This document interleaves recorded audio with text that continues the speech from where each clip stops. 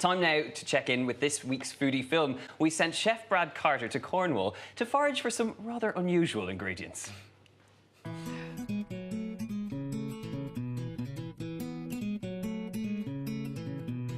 George, what a great day to be out foraging. Yeah, we've been really lucky with it, to be honest. Spring is definitely the best time, well, it's one of the best times to be foraging. So you got the fresh growth after the winter, so it's a great time. Yeah, well, there's one thing we're specifically looking for, something I love to use in my cooking, sweet and savoury, which is wood ant. Oh, yeah. Find them. Well, hopefully we'll find a few around here. So there's actually one just here. You can see from the collection of dead pine needles. It's so good to see the nest in its natural form and the way they've built it in its habitat, and just to see them like this is it's amazing for me. This time of year we're quite lucky because they're actually quite docile, but normally they're highly aggressive. The thing that you love them so much for, their lemony flavour. Their lemony flavour comes from the formic acid, which they use as a defence mechanism. So they'll start spraying that at us. Essentially what we want to do is just scoop them off the top, like that, and throw them in the bucket.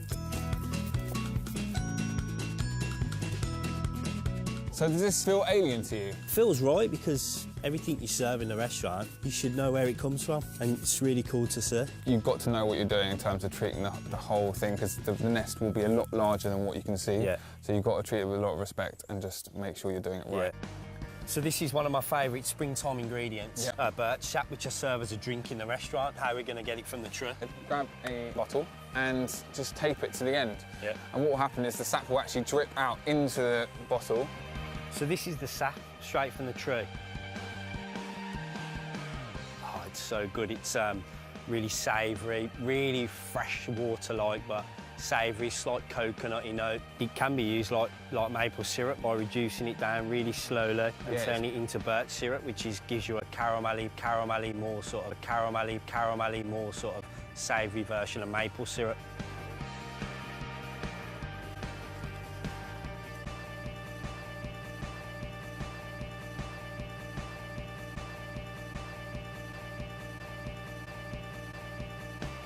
Wow, just pure lemon. The way I get them in the restaurant is freeze-dried or frozen, and then we just sprinkle them over asparagus, sprinkle them on top of yogurt, or like a dessert made of sorbet and some cream. Pass all the ant juice through as well and use that to set the cream. So yeah, it's many different forms. Right, ants.